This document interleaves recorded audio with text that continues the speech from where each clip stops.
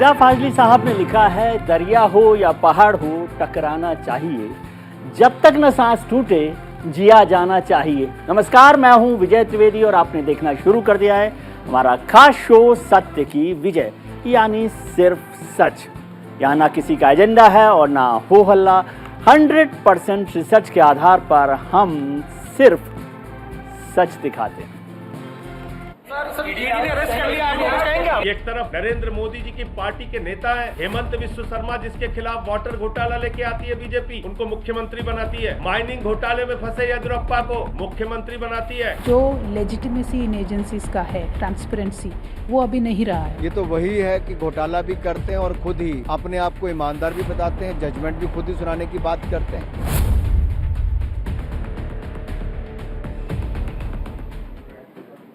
Agency at work. Delhi के पूर्व उप मुख्यमंत्री मनीष सिसोदिया की मुश्किलें कम होने का नाम नहीं ले रही। सिसोदिया को आज राउज एवेन्यू कोर्ट से 2 झटके लगे।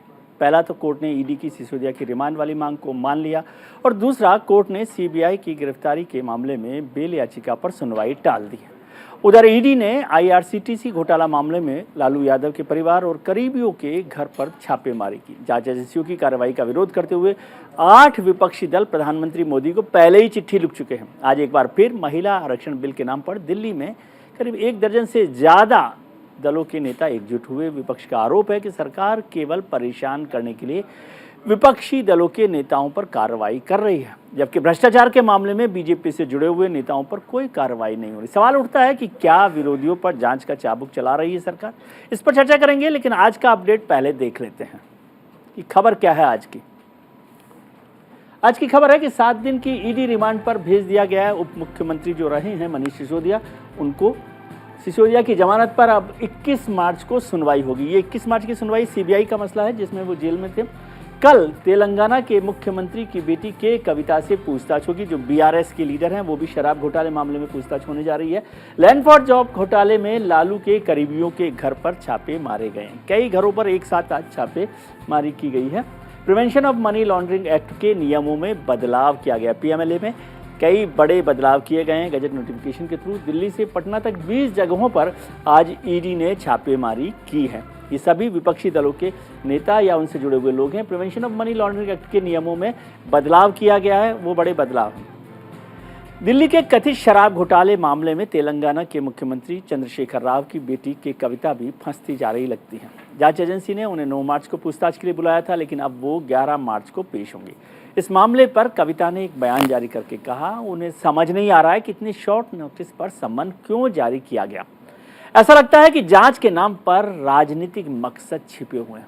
ये और कुछ नहीं बल्कि राजनीतिक उत्पीड़न है। आइए अब आपको बताते हैं कि कविता पर क्या आरोप लगे हैं। ईडी की तरफ से क्या आरोप है कि कविता पर ईडी ने हैदराबाद के कारोबारी अरुण पिल्लई को गिरफ्तार किया था, जिसके थ्रू ये सारी बातचीत आगे चली। पिल्लई दिल्ली के शराब घोटाले में आरोपी हैं। पूछताछ में ईडी को उन्होंने के कविता के लिंक के बारे में जानकारी दी है, ऐसा बताया जा रहा है। तेलंगाना की एमएलसी कविता और आम आदमी पार्टी के बीच सौदा हुआ, ऐसा दावा किया जा रहा है। पिल्लई ने दावा किया कि सौदे के तहत 100 करोड़ रुपए का लेन देन हुआ है। हालांकि की कविता कह रही है कि उनका कोई इससे लिंक नहीं है। इससे कविता की कंपनी को दिल्ली के शराब कारोबार में एंट्री मिली थी। पिछले कुछ महीनों से राजनीतिक भ्रष्टाचार के मामलों में जांच एजेंसी ईडी ने लगातार सक्रियता दिखाई। एक के बाद एक वो कई छापे मार रही है और गिरफ्तारियां भी कर रही है। हालांकि ईडी के निशाने पर लगभग सारे विपक्षी नेता और राजनीतिक दल रहे हैं, खास तौर पर विपक्षी पार्टियों के शीर्ष नेतृत्व। देख लेते हैं कि कौन कौन लोग इसमें लगे हुए हैं, इसको भी समझ लेते हैं एक बार। कांग्रेस से सोनिया गांधी, राहुल गांधी पर नेशनल हेराल्ड मामले में ईडी की जांच चल रही है। कांग्रेस पार्टी की तरफ से आरजेडी में पार्टी के अध्यक्ष रहे लालू यादव और उनके परिवार के खिलाफ ईडी सीबीआई की जांच चल रही है। अब टीएमसी पार्टी अध्यक्ष ममता बनर्जी के भतीजे अभिषेक पर भी ईडी की जांच चल रही है पश्चिम बंगाल में। नेशनल कॉन्फ्रेंस के पार्टी अध्यक्ष रहे फारूक अब्दुल्ला साहब को जम्मू कश्मीर क्रिकेट एसोसिएशन के एक मामले में जांच चल रही है। ये भी ईडी का मसला है जिस पर जांच चल रही है। और आम आदमी पार्टी के वरिष्ठ नेता मनीष सिसोदिया और सत्येंद्र जैन इस वक्त तिहाड़ जेल में। ईडी सीबीआई के शोर के बीच में मनी लॉन्ड्रिंग पर नियमों में केंद्र सरकार ने एक बार फिर संशोधन किया। अब सरकार ने नॉन प्रॉफिट ऑर्गेनाइजेशंस और सियासी रूप से एक्सपोज्ड उसे कहा गया पॉलिटिकली एक्सपोज पर्सन को सख्त जांच के दायरे में रखने का निर्णय किया है। पीएमएलए कानून के नियमों में बदलाव किए गए हैं। इस बदलाव के बाद प्रवर्तन निदेशालय जैसी केंद्रीय एजेंसी की जांच का दायरा और बढ़ जाएगा। यही नहीं, अवैध निकासी की निगरानी करने के लिए पहले से नियम थे ही, मगर अब उस नियम में क्रिप्टो करेंसी को भी जोड़ा गया है। क्या ईडी का दायरा किस तरह से बढ़ाया है उसको देख लेते हैं कि कौन कौन लोग उसकी जांच के दायरे में आते थे। पहले राजनेता, बिजनेसमैन, इनकम टैक्स फ्रॉड करने वाले, विदेश में संपत्ति और हवाला लेन देन वाले लोग होते थे, लेकिन अब जो है उसमें ये लोग भी शामिल हो सकते हैं। उसमें जज हैं, वरिष्ठ नौकरशाह हैं, सैन्य अधिकारी हैं, एनपीए हैं, नॉन प्रॉफिट ऑर्गेनाइजेशन वाले जो सोशल ऑर्गेनाइजेशन है, विदेशों में काम करने वाले भारतीय हैं, क्रिप्टो करेंसी और डिजिटल लेन देन के लोग हैं, जुडिशियल और सैन्य ऑफिसर वो लोग हैं जिनका विदेशों से कोई संबंध दिखाई दे। इस पूरे मामले पर आम आदमी पार्टी के नेता संजय सिंह और बीआरएस की नेता कविता क्या कह रहे हैं ये सुन लेते हैं, और साथ ही केंद्रीय मंत्री अनुराग ठाकुर साहब ने क्या कहा है इसको एक बार सुन लेते हैं, फिर चर्चा करते हैं।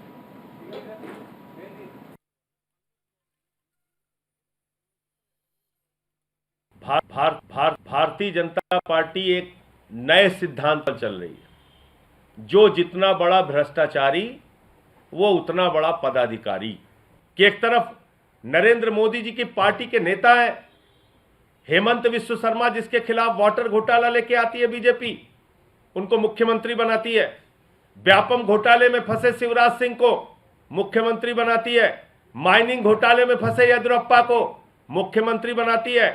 गुजरात के अंदर जहरीली शराब से 100 लोग मर गए, कितनी जांच हुई, कितने मंत्रियों की गिरफ्तारी हुई, कहां गई सीबीआई, ईडी? मैं इतना रिक्वेस्ट करना चाहती हूँ कि जो लेजिटिमेसी इन एजेंसीज का है कि जो पारदर्शिकता बोलते हैं ना, ट्रांसपेरेंसी, वो अभी नहीं रहा है। सीबीआई हो, ईडी हो या आईटी हो, पहले जैसे इंडिपेंडेंट एजेंसीज नहीं रहे। पहले भी कभी लगता था आरोप इन पे कि ये इंडिपेंडेंट नहीं है, कांग्रेस ऐसा करती है वैसा करती है, लेकिन पिछले 10 सालों में जिस तरीके का अटैक होता है ऑपोजिशन पे, तो एक तरफा है पूरे एजेंसी।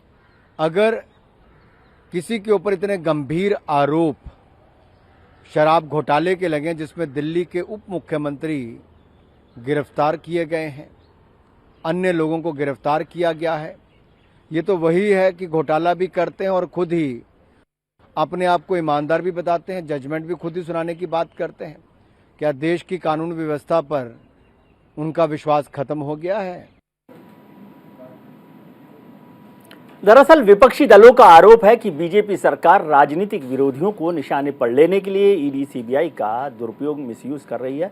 भ्रष्टाचार के मामले में भारतीय जनता पार्टी के नेताओं पर कोई कार्रवाई नहीं होती, सिर्फ विपक्षी नेताओं को परेशान किया जा रहा है। ऐसे में सवाल उठता है कि क्या बीजेपी से जुड़े नेताओं के खिलाफ भ्रष्टाचार के केस में जांच नहीं की जा रही है? क्या सरकारी एजेंसियां केंद्र के इशारे पर विपक्ष को, अपोजिशन को टारगेट कर रही हैं? और क्या कार्रवाई से घबरा कर जांच एजेंसियों पर सवाल उठा रहा है विपक्ष? इस सब पर चर्चा करेंगे। हमारे साथ जुड़ रहे हैं खास मेहमान, कांग्रेस के प्रवक्ता डॉक्टर अजय उपाध्याय साहब हमारे साथ हैं, भारतीय जनता पार्टी के प्रवक्ता सुदेश वर्मा साहब हैं, आम आदमी पार्टी के प्रवक्ता सिद्धार्थ शर्मा साहब और सुप्रीम कोर्ट के सीनियर एडवोकेट अश्वनी दुबे साहब हैं। आप सबका बहुत बहुत स्वागत है। सिद्धार्थ जी, आपसे समझना चाहता हूं, पहले एक फिल्मी डायलॉग आजकल बहुत चल रहा है कि सिसोदिया झुकेगा नहीं। विजय जी, सिसोदिया झुकेगा नहीं, क्योंकि इस देश का जो आम आदमी है वो रोज अपने संघर्ष से ही आगे बढ़ता है, और आम आदमी पार्टी, जैसे आपको पता है, आंदोलन से निकली पार्टी है जी। यहाँ पर चर्चा जिस चीज की है ना, अंग्रेजी में एक श्रोडिंगर का बिल्ला का एक कहावत है जी। कि कोई एक आदमी अगर अमावस्या की रात को एक काले कमरे में कोई काली बिल्ली खोजने जाए जो वहां पर है ही नहीं, तो ये जो पूरी इनकी आबकारी नीति की स्थिति है वो बीजेपी की इस तरह की हो गई है। क्योंकि आपके न्यूज इंडिया के जो दर्शक हैं वो बहुत सुधी हैं, बहुत गंभीर हैं।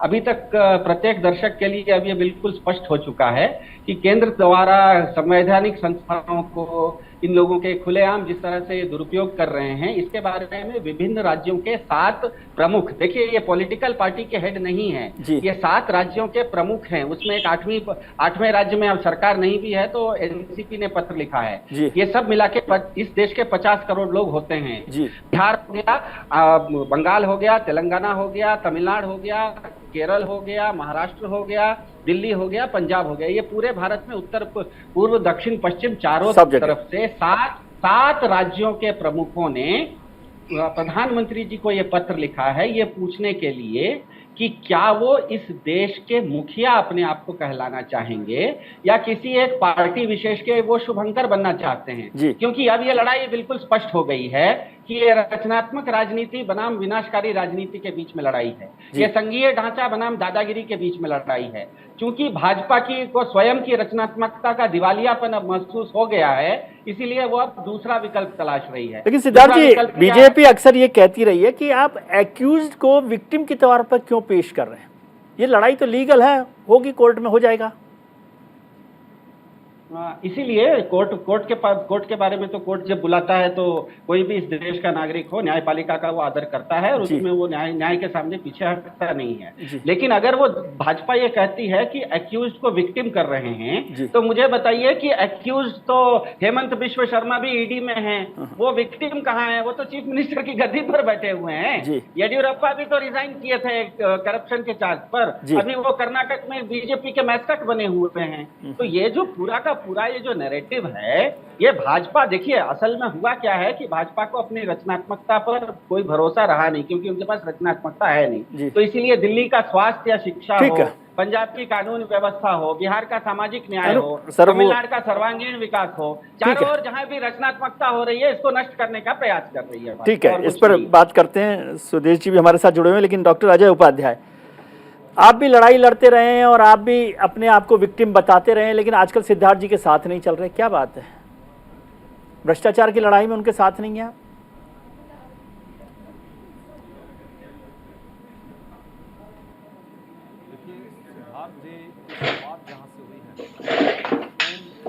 नैतिक भ्रष्टाचार से हुई थी। जिस तरह से इन्होंने शुरुआत की थी दिल्ली में, जी। ओ जी ये पेपर है, देखो जी इसमें शीला दीक्षित का नाम है, जी जी इसमें फलाने का नाम है, इसमें चिलाने का नाम है, नामों पर नाम है, पूरी लंबी लंबी लिस्ट याद कीजिए आप। जी। वो जो अन्ना आंदोलन हुआ था, और बस आते ही सबको अंदर कर दूंगा जी, ये कर दूंगा, वो कर दूंगा। फाइनली सच और सच्चाई जो है इन लोगों की खुल के आ गई। जी। जब तो मतलब ये हुआ कि इस मसले पर आप बीजेपी के साथ नहीं थी, और शराब पर जिस तरह से गली गली ठेके खोलने की बात आ रही थी। जी। नहीं, दो बातें हैं जी।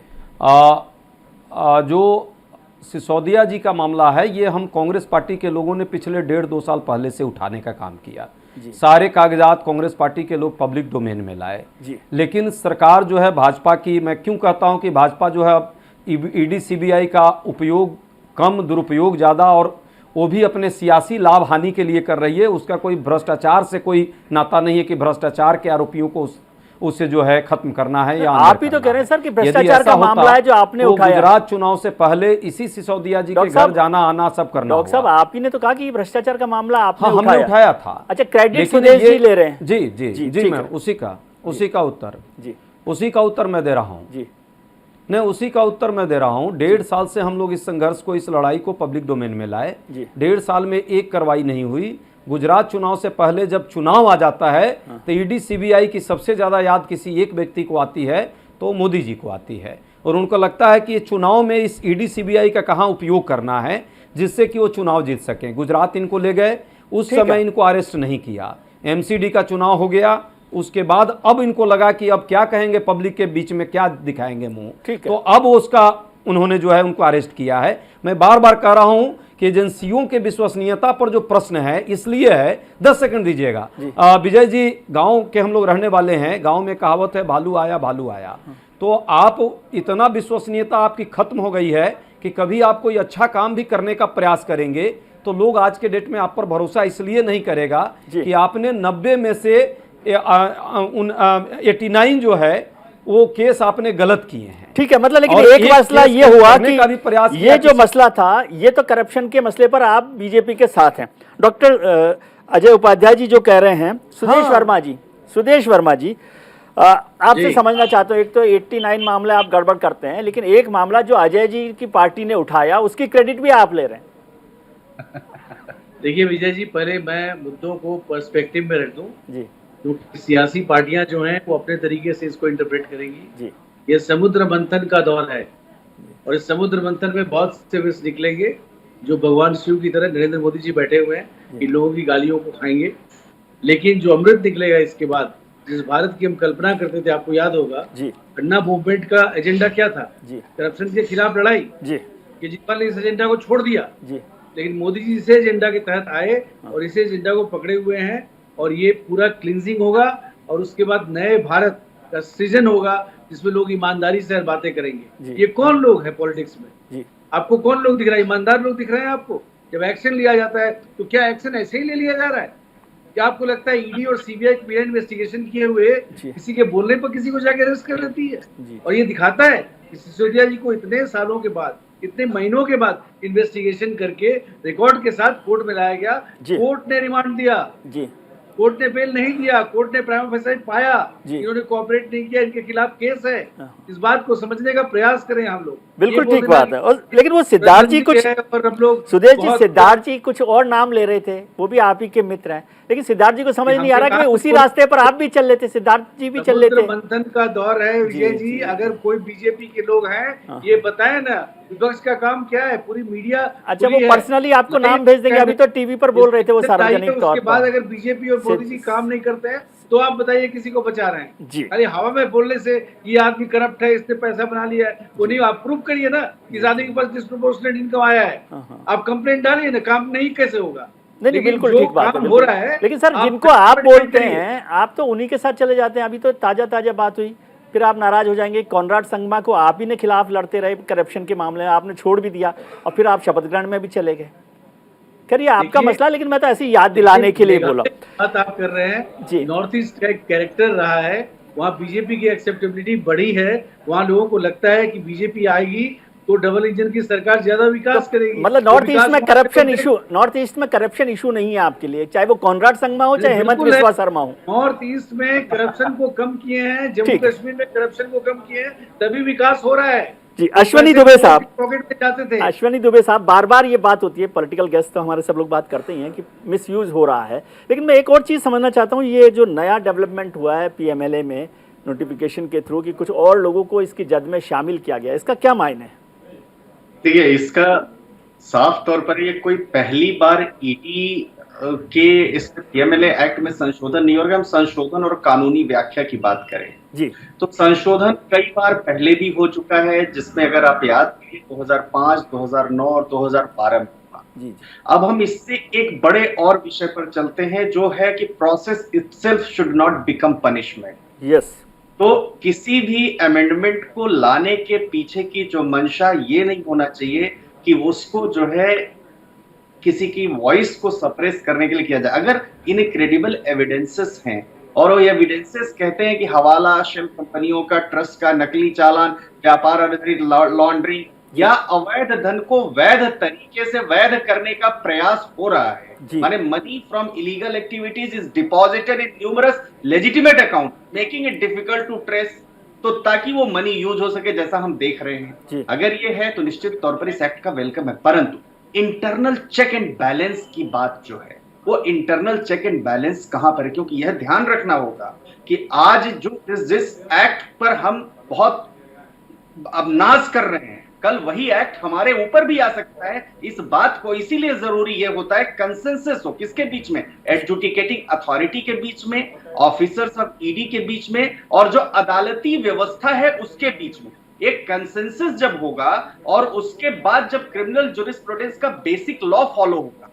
लेकिन हो क्या रहा है कि यहाँ एक ऐसा एक्ट है, पहले नॉर्मल ये होता था कि bail is a rule, jail is an exception, यहाँ यह है कि jail is a rule, bail is an exception. Point number 1, FIR की कॉपी देना मैंडेटरी एक रिक्वायरमेंट है, बट इसमें क्या है, ईसीआईआर की कॉपी देना वो इन्वेस्टिगेटिंग एजेंसी के विजडम पर, डिस्क्रिशन पर डिपेंड करेगा।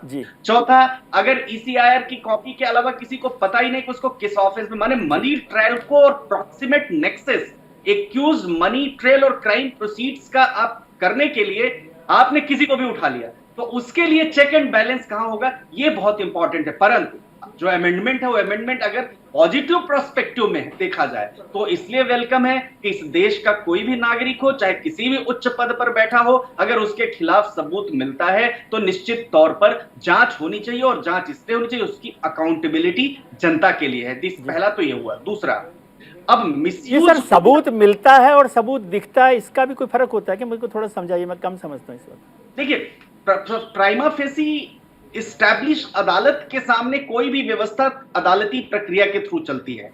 जब मुकदमा पंजीबद्ध होता है तो उस मुकदमे में या शेड्यूल ऑफेंस में क्या कोई इंक्रिमिनेटिंग एविडेंस है, वो अदालत रिव्यू करती है। हमारे देश में देखिए, एक बात से हम विजय जी बिल्कुल इंकार नहीं कर सकते हैं कि हमारे देश की व्यवस्था, अदालती व्यवस्था बहुत पारदर्शी है और निश्चित तौर पर रूल ऑफ लॉ प्रिवेल करता। अगर नहीं करता तो पंजाब के केस के गवर्नर के डिसीजन को क्या तो इमीडिएटली तो करना पड़ता, हाउस को बुलाना पड़ता, या तमाम ऐसे केसेस में जो अदालतें आती हैं वो अदालतें इंश्योर करती हैं। एमसीडी का जो यहाँ पर मेयर का इलेक्शन हुआ, सुप्रीम कोर्ट को इंटरवीन करना पड़ा, तो अदालत की प्रक्रिया पर प्रश्न चिन्ह लगाना बिल्कुल उचित नहीं है। लेकिन ये इंश्योर करना जरूरी है कि किसी भी एक ऐसे व्यक्ति का शोषण नहीं होना चाहिए जो व्यक्ति निर्दोष है। एक और बात मैं, सुदेश जी शायद नहीं कह पा रहे हैं, मैं उसमें और आगे जोड़ देता हूं। बार बार एक जो बात होती है कि vendetta politics, vendetta politics Vijay ji बड़े आदर के साथ एक भारत का नागरिक होने के नाते मैं कहना चाहूंगा, कब डिसाइड होगा जब अदालत जितने एक्यूज्ड हैं उनको क्लीन चिट दे देगी। और एक और बात 30 सेकंड में, चाहे शुभेंदु अधिकारी हो, चाहे हेमंत बिस्वा शर्मा हो, चाहे नारायण राणे हो, मैं कहता हूं उनकी जो उनके खिलाफ जांच ड्रॉप हुई है उसमें क्यों नहीं आर्टिकल 226 में हाई कोर्ट में कोई जाता या सुप्रीम कोर्ट में आर्टिकल 32 में जाता कि साहब देखिए आप कोर्ट मॉनिटर्ड इन्वेस्टिगेशन करवाइए। तो ये कहना तो बिल्कुल पॉलिटिकल वेंडेटा की बात कहना थोड़ा जस्टिफाइड नहीं लगता। ये बीजेपी उनको मुख्यमंत्री बनाती है, माइनिंग घोटाले में फंसे येदियुरप्पा को मुख्यमंत्री बनाती है। जो लेजिटिमेसी इन एजेंसीज का है, ट्रांसपेरेंसी, वो अभी नहीं रहा है। ये तो वही है कि घोटाला भी करते हैं और खुद ही अपने आप को ईमानदार भी बताते हैं, जजमेंट भी खुद ही सुनाने की बात करते हैं। चर्चा कर रहे हैं सेंट्रल एजेंसीज के एक्शन और उनके मिसयूज की। हमारे साथ विद्वत पैनल है, हमारे साथ जुड़े हुए हैं सुप्रीम कोर्ट के सीनियर एडवोकेट अश्वनी दुबे साहब, भारतीय जनता पार्टी के प्रवक्ता सुदेश वर्मा जी, आम आदमी पार्टी के प्रवक्ता सिद्धार्थ शर्मा साहब और कांग्रेस के प्रवक्ता डॉक्टर अजय उपाध्याय साहब।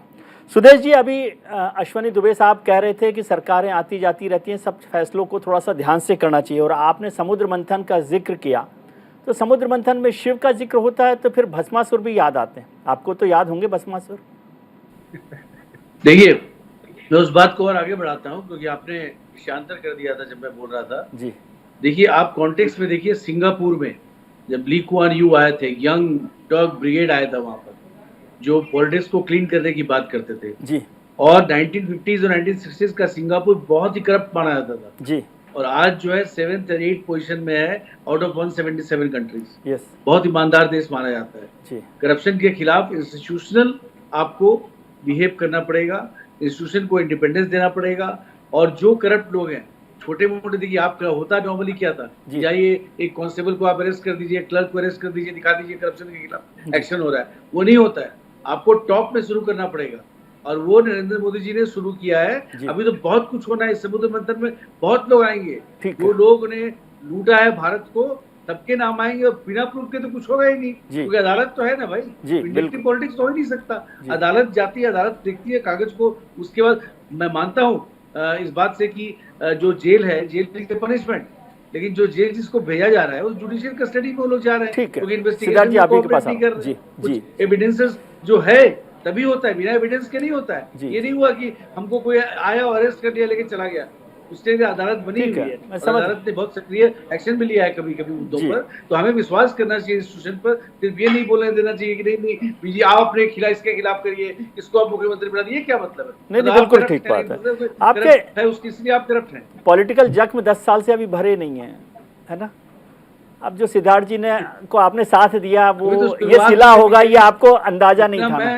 इतना मैं मोदी जी को समझाऊं, ये तो शुरुआत है जी। तो सिद्धार्थ जी, जो दुबे साहब ने कहा वो भी बात महत्वपूर्ण है कि यदि भारतीय जनता पार्टी या कोई भी नेता जिनके खिलाफ आपको लगता है कि एक्शन नहीं लिया, तो आप हाई कोर्ट में क्यों नहीं जाते? आजकल तो वैसे भी आपका कोर्ट आना जाना चलता है, तो इनके खिलाफ भी खड़े हो जाइए। दूसरी बात, चाहे वो कस्टडी मिले, रिमांड मिले, जेल हो, वो सब तो कोर्ट के थ्रू हो रही है ना। हाँ विजय जी, यहाँ पर एक बात स्पष्ट है कि इस देश में कोई भी न्यायपालिका के ऊपर प्रश्न नहीं कर रहा है, क्योंकि न्यायपालिका जो इस देश का कानून है उसी के अंतर्गत न्याय देती है। तो जो कानून बनाने वाले आज बीजेपी हैं, तो वो जो कानून बनाया है उसी के अनुसार न्यायपालिका न्याय देगी। इसलिए प्रश्न न्यायपालिका पर भी नहीं है, जो जांच एजेंसियों के कार्यकर्ता हैं, अधिकारी हैं, उन पर भी नहीं है। यहाँ पर है कि पिंजड़े का तोता जांच एजेंसियां जांच एजेंसियां ही पिंजड़े का तोता है, ये तो कोर्ट ने भी कह दिया है। अब वो पिंजड़े का तोता पिंजड़े का भेड़िया बन गया होगा। प्रश्न ये नहीं है। अभी जहां भाजपा के प्रवक्ता ने बहुत अच्छा कहा सिंगापुर की चर्चा करते हुए कि शीर्ष पर जो भ्रष्टाचार है उसको रोकना चाहिए। तो एक छोटा सा सवाल है कि भारत के प्रधानमंत्री जी लोकपाल के दायरे में क्यों नहीं आना चाह रहे हैं? लोकपाल को लाने से किसने रोका है, जिसमें कि भारत के प्रधानमंत्री भी लोकपाल के अंतर्गत आते हैं। भाजपा के साथ समस्या ये है कि वो भाजपा में जो पा है ना, वो उसको समझ में नहीं आ रहा है कि पा मतलब पार्टी है या पा मतलब पाखंड है। वो दोनों के बीच में थोड़ा सा कंफ्यूज्ड है। तो जैसे कि अगर शीर्ष में गलती हो रही है और शीर्ष के लोगों को आपको सजा देनी चाहिए, तो कर्नाटक में भाजपा और भाजपा के प्रधानमंत्री येडियुरप्पा जैसे भ्रष्टाचारी के साथ स्टेज कैसे शेयर करते हैं? हेमंत बिश्व शर्मा इतने शीर्ष पद पर सर सवाल यह कि आप इनके खिलाफ कोर्ट में क्यों नहीं जा रहे? हाँ, कहता हूँ, मैं तो आ रहा हूँ जवाब दे रहा हूँ। कोर्ट को जब एक राजनीतिक दल होता है, राजनीतिक दलों की लड़ाई वोट द्वारा होती है। हम एक राजनीतिक दल हैं। न्याय की प्रक्रिया व्यक्तिगत, देखिए इस देश में न्याय की प्रक्रिया जो है वह व्यक्तिगत किसी के साथ अन्याय होता है तो वो न्यायपालिका में जाता है। जहां तक नीतिगत बातें हैं, न्यायपालिका से बेहतर स्थिति ये होती है कि हम लोक अदालत में जाएं, जनता की अदालत में जाएं। और इसीलिए आम आदमी पार्टी जब से बनी है वो जनता की अदालत में गई है। 3 बार उसने भाजपा और कांग्रेस सब दोनों को शिकस्त दी है, दिल्ली में भी और पंजाब में भी। तो फिर तो बहस ही खत्म हो गई सर।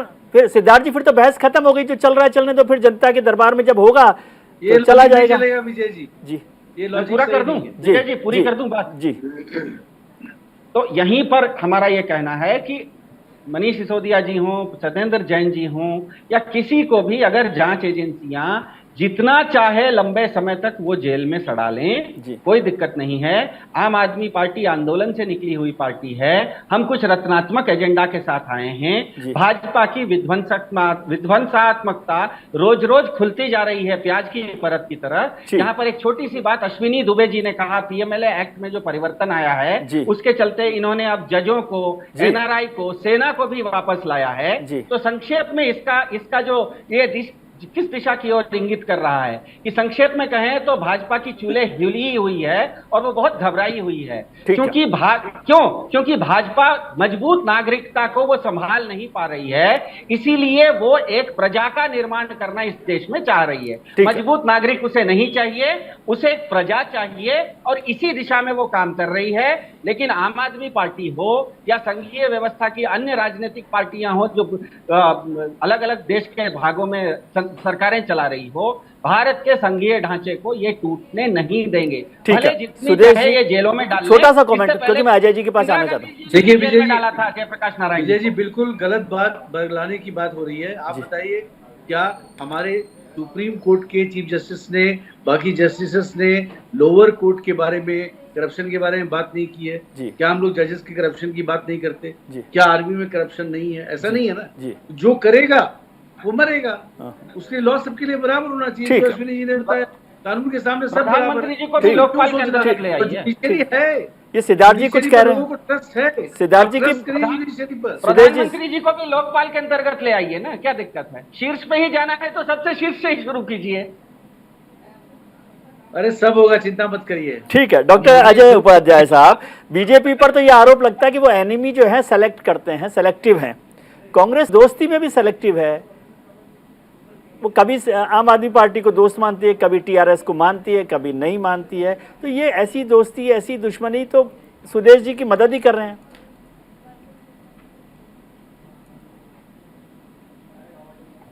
नहीं, दो चीज़ें हैं। सैद्धांतिक तौर पे हम लोग का ये मानना है और पार्टी का क्लियर स्टैंड है कि भ्रष्टाचार पर ईमानदारी से सबको मिलकर के लड़ना है। भ्रष्टाचार देश के लिए कैंसर है, नासुर है। लेकिन भाजपा की जो प्रवृत्ति है और भाजपा जिस तरह एजेंसियों को, भाजपा की एजेंसी, मैं कहता हूं आजकल सरकार की एजेंसी वो नहीं रह गई है, उसको आपसे बहुत सीखा इन्होंने, के घर में ही भ्रष्टाचार दिखता है।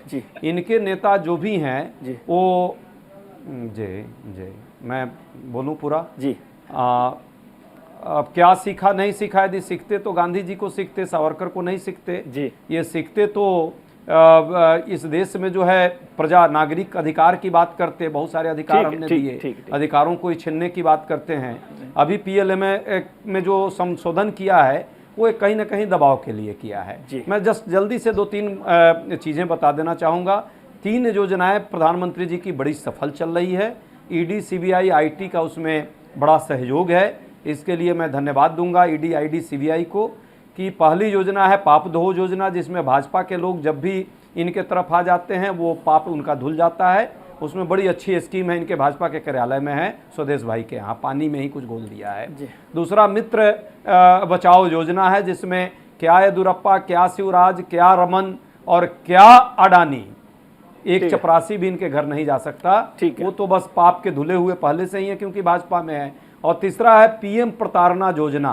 प्रधानमंत्री आजकल विपक्षियों को प्रताड़ित करने के लिए, सत्ता को बचाने के लिए और सरकारों को गिराने के लिए ईडी, सीबीआई का दुरुपयोग कर रहे हैं। उनको भ्रष्टाचार से लड़ाई नहीं लड़नी है। यदि लड़नी है तो आज भी कार्यवाहक लोकपाल है, कार्यवाहक लोकपाल 8 महीने से है। जी डॉक्टर साहब, मैंने जो सवाल पूछा उसका थोड़ा सा छोटा सा जवाब दे देते, बाकी आपने बीजेपी के लिए पूरा टाइम लिया। बीजेपी को पूरा आपने, मेरे को लग ही नहीं रहा कि सुदेश जी की बात कर रहे हैं या अजय जी बात कर रहे हैं। मैं पूछ रहा हूँ दोस्ती पर आपने जिक्र नहीं किया। मेरे जो पीसीआर डायरेक्टर है उन्होंने सोचा आप सिद्धार्थ जी के साथ हैं इसलिए आपके उनके साथ खड़ा कर रहे हैं। आप सिद्धार्थ जी के साथ भी बैठे हैं। जी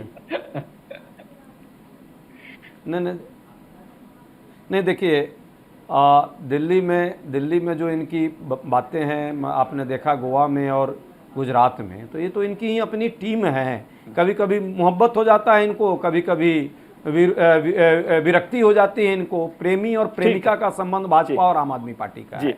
दुबे साहब, स्पष्ट जिम्मेवारी के साथ आपके चैनल पर बोल रहा हूं। दुबे साहब, और कभी प्रेम हो जाता है, कभी दोनों में विवाद हो जाते हैं। आजकल विवाद चल रहे हैं, फिर कोई चुनाव आने वाला है, उसकी तैयारी हो रही है। अरविंद केजरीवाल जी फिर गांधी जी के पास जाएंगे, गांधी जी का फोटो हटा देंगे फिर कुछ दिन बाद, और उस चुनाव में कांग्रेस को हराने के लिए या विपक्ष को हराने के लिए अरविंद केजरीवाल जी का अपना एक टीम भाजपा के कहने पर चला जाएगा। ठीक है, चलिए अब देखिए दुबे साहब की तैयारी सब है। दुबे साहब ये समझाइए जाएंगे, मुझे अभी कि मध्य प्रदेश क्या मसला है। एक राजस्थान जाएंगे, अभी जाएंगे। ये एजेंसी जो है सुओ मोटो काम नहीं करती है क्या? देखिए, मैं तो बड़ी कन्विक्शन के साथ ये बात कहना चाहूंगा कि एजेंसी सुओ मोटो काम करती है, लेकिन जो प्रक्रिया है वो प्रक्रिया का पालन होता है। मैं ऐसा कैसे कहता हूँ जी कि संजय राउत को ईडी ने गिरफ्तार किया, शुरू में process should not become punishment वो सब आया, लेकिन अल्टीमेटली जब ईडी को कुछ नहीं मिला तो सर ये जो आप बात 2 बार बोल दिया ना, ये बहुत गंभीर बात है। सुदेश जी इसको सुन नहीं रहे। Process should not be punishment, ये तो बाकी सब बातों के से भारी है। दूसरा जो हमारे देश में सबसे बड़ी चीज है, अजय जी भी अभी बात कर रहे हैं, सिद्धार्थ जी की एक बात बहुत अच्छी है कि उन्होंने कहा कि हम अपने जीते जी जो है भारत की अखंडता और संघीय ढांचे को नहीं खत्म कर लेंगे। अजय जी से अगर इसी बात का प्रश्न का उत्तर पूछे तो अभी जिस तरह से यूरोपियन यूनियन में बैठ करके संघीय ढांचे को, भारत के संघीय ढांचे को ब्रिटेन के संघीय ढांचे के साथ, यूरोप के संघीय ढांचे के साथ जो चेक वो बराबर किया गया, मैं समझता हूं उसको हाई लेवल पर कंडेम करना चाहिए। क्योंकि हम संवैधानिक रूप से देखें तो भारत एक राष्ट्र है और उस राष्ट्र को लेकर के, और इंदिरा जी की बात को जो वो जर्नलिस्ट ने रिमाइंड करवाया। नंबर दूसरा, अब आ जाते हैं मुद्दे पर। ये बोलना जरूरी है। ये बात तो सुदेश जी को बोलने देते हैं, आप बहुत गंभीर बात करते हैं, उस पर बोलिए। जी बिल्कुल, मैं क्षमा चाहूंगा अपने मित्र अजय जी से इस बात को बोलने के लिए, और आपसे भी क्षमा चाहूंगा। तीसरा जो सबसे बड़ा महत्वपूर्ण पहलू है, देखिए नो डाउट विजय जी की ईडी का कन्विक्शन रेट कम है जी। इस बात को एजेंसीज भी कह रही है, इस बात को आंकड़े भी कह रहे हैं, स्टैटिक्स भी कह रहे हैं, अदालतें भी कह रही हैं जी। लेकिन एक ये भी है कि जब concealment, possession, acquisition, unattended property और खास तौर से ऐसी प्रॉपर्टी जो लॉन्डरिंग के थ्रू कमाई जाती है जी, तो निश्चित तौर पर उसकी एक टाइम बाउंड मैनर में जांच होनी चाहिए जी। चौथा सबसे बड़ा विषय, इसलिए हम अगर दिल्ली लीकर गेट पॉलिसी को आज के तारीख में अगर हम बात कर रहे हैं, उस कॉन्टेक्स्ट में बात करें तो प्राइमा फेसी वायलेशन तो दिखता है और मिलता है जी। पैसा रिकवर होना जरूरी नहीं है जी, उसके लिए ट्रेल का रिकवर होना जरूरी है। ठीक है। और इसलिए हर एक प्रोस्पेक्टिव एक्यूज्ड को उसमें जांच में सहयोग करना चाहिए। लेकिन एक नया फैशन शुरू हो गया है, फिर बड़े आदर के साथ कहना चाहूंगा कि सुप्रीम कोर्ट से जजमेंट नहीं मिली तो सुप्रीम कोर्ट को टारगेट करना शुरू कर दिया। ठीक है। हाई कोर्ट से जजमेंट नहीं मिली तो हाई कोर्ट को टारगेट करना शुरू कर दिया। विजय जी के यहाँ फेवरेबल बात नहीं हुई तो विजय जी को और चैनल को टारगेट करना शुरू कर दिया, और उसके बाद इन्वेस्टिगेटिंग एजेंसी के सामने बजाय कोऑपरेट करने के एक्यूज्ड पर्संस ग्लोरीफाई करते हुए अपने अपराधों को और सड़कें जाम करते हुए जो जा रहे हैं, ये एक ऐसी व्यवस्था को जन्म दे रहा है जो व्यवस्था रूल ऑफ लॉ के विपरीत होगी, विरुद्ध होगी, और आने वाले दिनों में इसके रिपरकेशंस बहुत खतरनाक होंगे। ठीक है सिद्धार्थ जी। जी दुबे जी ने बहुत सही कहा। यहाँ पर प्रश्न ये है कि अगर ईडी और सीबीआई सुओ मोटो केसेस लेती हैं और वो निष्पक्ष हैं, तो जैसे अगर दिल्ली की आबकारी नीति गलत है तो प्रश्न ये उठता है कि गुजरात में तो शराबबंदी है, तो वहां पर लोग जहरीली शराब पी के मर रहे हैं। जहां पर शराबबंदी है वहां शराब कैसे बिक गई, इस पर भी तो ईडी और सीबीआई जाए। दूसरी बात, बहुत सारी चर्चाएं हो रही है। सिद्धार्थ जी एक चीज छोटी सी मैं जोड़ दूं, आप जो बात कह रहे हैं मैं उसको 100% सही मान सकता हूं, मैं उस पर जा नहीं रहा। मैं ये कह रहा हूं ये क्या डिफेंस हो सकता है आपका अपने केस के बचाव के लिए? नहीं, आप कोर्ट में जाएं और कहें कि ये देखिए सुदेश जी गुजरात में तो कर नहीं रहे, हमारे सिसोदिया जी को पकड़े, ये डिफेंस हो सकता है क्या? आप अपने डिफेंस पर जी ठीक है। मेरा डिफेंस बताता हूं और ये आज की बात है विजय जी, और ये आपके दर्शक के चैनल के दर्शकों को जान लेना चाहिए कि ये जो पूरी भाजपा ने एक किसी को स्टार विटनेस बनाया था दक्षिण भारत के किसी एक महाशय को, पिल्ले जी को, पिल्ले जी ने आज कोर्ट में अपने बयान से पिल्ले महोदय भूंकर गए ये कह के कि ईडी ने मुझसे दबाव में हस्ताक्षर करवाए थे। दूसरी बात, ईडी का काम ही है कि पैसा को गलत ढंग से जहां पैसा आ रहा है जा रहा है उसको रोकना। तो क्या ये सवाल वाजिब नहीं है विजय जी कि अडानी के गुजरात बंदरगाह पर 20,000 करोड़ का ड्रग्स अफगानिस्तान से पकड़ा जाता है और उस पर इन्वेस्टिगेशन करने के बदले भारत सरकार उसी अफगानिस्तान को, उसी तालिबान को 20,000 टन गेहूं दे रही है। तो ये जो पूरे विरोधाभास है यहाँ पर, इसीलिए मेरा मूल सवाल एक ही था भाजपा से कि करप्शन के, अगर भ्रष्टाचार के विरुद्ध काम करना चाह रही है, ली क्वान यू का सिंगापुर के मॉडल को आप फॉलो करना चाह रहे हैं, तो भारत के प्रधानमंत्री को लोकपाल के दायरे में आने से पिछले 8 साल में किसने रोका? वो स्वयं इस चीज की पहल कर दे और भारत के प्रधानमंत्री भी लोकपाल के अंतर्गत आ जाएं। यही तो हम भी चाहते हैं। यही इस पर सवाल ये है कि भाजपा इस पूरे के पूरे प्रकरण में, ईडी का भी दुबे जी ने कहा कि सब लोग जानते हैं, आंकड़ा भी जानता है, ईडी ने आज तक पिछले 8 साल में एनडीए सरकार में 1,700 जगह पर रेड और अरेस्ट की है और केवल 9 लोगों को वो सजा दिलवा सकी है। इससे ज्यादा सजा तो जो बगल में, जो पड़ोस में जो थानेदार होता है ना, उसके यहाँ क्राइम का कन्विक्शन रेट ज्यादा है। तो इस तरह से भारत की बहुत मुख्य इन्वेस्टिगेटिव एजेंसीज को इस तरह का किसी का टूल बना लेना, किसी का उपकरण बना लेना भारत के भलाई के लिए अच्छी बात नहीं होती है। शिक्षा पर काम करते हैं, रचनात्मक राजनीति पर काम करते हैं, हम भी स्कूल बनाते हैं, भाजपा उससे अच्छा स्कूल बनाए। ये क्या जेल की राजनीति कर रहे हैं? अगली पीढ़ी जिस दिन हमसे पूछेगी, हम में से सभी लोगों के बच्चे हैं सर, अगली पीढ़ी हमसे पूछेगी कि 21वीं सदी जब शुरू हुई थी भैया पापा, तो उस समय तुम लोग क्या कर रहे थे? शिक्षा की राजनीति कर रहे थे या जेल की राजनीति कर रहे थे? तो कम से कम हम ढंग का जवाब देने की स्थिति में रहे। ठीक है अजय जी, वक्त कम है लेकिन छोटा जवाब आप भी दें, फिर से सुदेश जी से भी पूछ लें। जी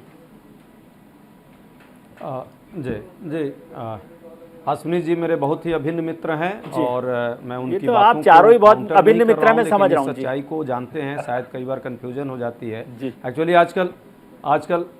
आजकल ट्रोल आर्मी इतना हावी है भाजपा की कि कई बार अच्छे विद्वान लोग भी उसके झांसे में आ जा रहे हैं प्रोपेगेंडा में, और ये विद्वान है लेकिन जो स्रोत है वो शायद व्हाट्सएप वाले कुछ स्रोत आ गए होंगे।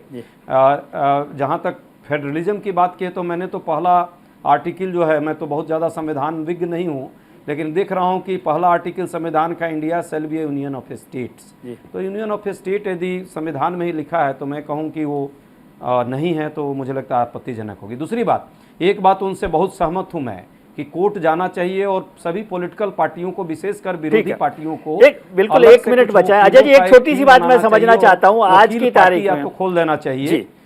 मुझे लगता है कि अलग से, अजय जी वक्त बहुत कम है इसलिए माफी चाह रहा हूँ, एक छोटा सा सवाल का जवाब मुझे दे दें कि आज की तारीख में, आज इस समय 8:47 हुए हैं, आप मोटे तौर पर सिद्धार्थ जी के साथ हैं, बीजेपी के साथ हैं, सुदेश जी के साथ हैं? छोटा सा जवाब फिर मैं बारीक इशू अब मत समझाइए, छोटा सा जवाब। हम मोटे तौर पे नहीं, स्पष्टता के साथ देश के साथ है, लेकिन पारदर्शिता होनी चाहिए, निष्पक्षता होनी चाहिए। दोनों पार्टियां सिर्फ खेल रही हैं, इन दोनों को कोई भ्रष्टाचार मिटाने से कोई लेना देना नहीं है। अपनी सियासी रोटी सेकना चाहती हैं, भ्रष्टाचार दोनों के घरों में है। वक्त नहीं है, लेकिन देखिए जुडिशरी के सामने बियॉन्ड रीजनेबल डाउट जब तक प्रूफ नहीं होता है लोग छूट सकते हैं। एविडेंस एक्ट बहुत स्ट्रांग है, इसलिए एजेंसीज पर काफी प्रेशर है, उन्हें अच्छा इन्वेस्टिगेशन करना चाहिए, हम भी मानते हैं। और इस तरह से पॉलिटिकल दोषारोपण करने से कोई फायदा नहीं है, क्योंकि देखिए जो अजय जी ने बोला देश के साथ हैं, तो मोदी जी उसी देश के लिए काम कर रहे हैं। और मैं बहुत गारंटी के साथ बोल सकता हूँ, मैंने जितना समझा उनको, करप्शन के खिलाफ एक मुहिम छेड़ी जा चुकी है और सब लोग इस पर फंसेंगे, किसी भी पार्टी के मुद्दे पर लोगों को खड़ा होना पड़ेगा, पार्टी गौन हो जाएगी। दुबे साहब एक छोटा सा जवाब, बिल्कुल वक्त नहीं है, लेकिन फिर भी मेरे को बहुत महत्वपूर्ण लग रहा है कि अभी तक तो हम कूलिंग ऑफ पीरियड की बात कर रहे थे जुडिशरी में, अब तो आपने ये सर्विस के दौरान ही एक प्रेशर का जो है अमेंडमेंट किया, ऐसा मानते हैं आप? देखिए मैं फिर एक बात कहूंगा कि जो टेंटेड हैं उनकी जांच होनी चाहिए, लेकिन इंडिपेंडेंस जुडिशरी की पैरामाउंट, जिस दिन जुडिशरी के इंडिपेंडेंस के साथ जी चलिए तो रूल ऑफ लॉ प्रिवेल। ठीक है सर, वक्त नहीं है इसलिए मैं इजाज़त चाहता हूं आपसे। बहुत बहुत शुक्रिया आपका, अश्वनी जी, सिद्धार्थ जी, सुदेश जी और डॉक्टर उपाध्याय, आप सबका की बहुत बहुत शुक्रिया, आपने वक्त निकाला। आज हमने शो की शुरुआत में आपसे एक सवाल पूछा था कि क्या सरकारी एजेंसियां केंद्र के इशारे पर विपक्ष को टारगेट कर रही हैं। इस पर 48% लोगों ने हाँ के पक्ष में अपना वोट किया, वहीं 52% लोग इसके पक्ष में नहीं हैं, यानी लोगों को लगता है कि ठीक ही कर रहे होंगे काम। आपने राजनेताओं को सुना, हमारे पैनलिस्ट को सुना, अब छोटी सी बात मेरी भी, यानी विजय भी। एक मशहूर गीत है, चलो बुलावा आया है माता ने बुलाया, लेकिन आजकल विपक्ष के नेता कुछ इस तरह से गा रहे हैं कि चलो बुलावा आया है ईडी ने बुलाया है। आज का शब्द है रेड, जिसे हिंदी में छापा कहते हैं। इस समय देश के अखबारों और टेलीविजन में छापे की खबर सुर्खियों में, हर तरफ ईडी की आवाज़ सुनाई देती है। सीबीआई और ईडी की छपाक के शोर से नेताओं के कपड़े गंदे हो रहे हैं। वैसे जब तक आप किसी के दोस्त होते हैं तब तक आमतौर पर उसमें दोष नहीं देखते, और जैसे ही आप पाला बदल लेते हैं तो फिर ईडी या सीबीआई के चक्रव्यूह में फंस जाते हैं। मेरा ऐसा मानना है कि जांच एजेंसियां सबके लिए एक समान होती हैं, जांच के दायरे में रेड सिग्नल सबके लिए होना चाहिए। आज के कार्यक्रम में इतना ही, बाकी तो आप समझदार हैं। उम्मीद करता हूं कि आपका आने वाला कल आज से बेहतर होगा। आप अपना ख्याल रखिए और उनका ख्याल रखिए जो आपका ख्याल रखते हैं। नमस्कार।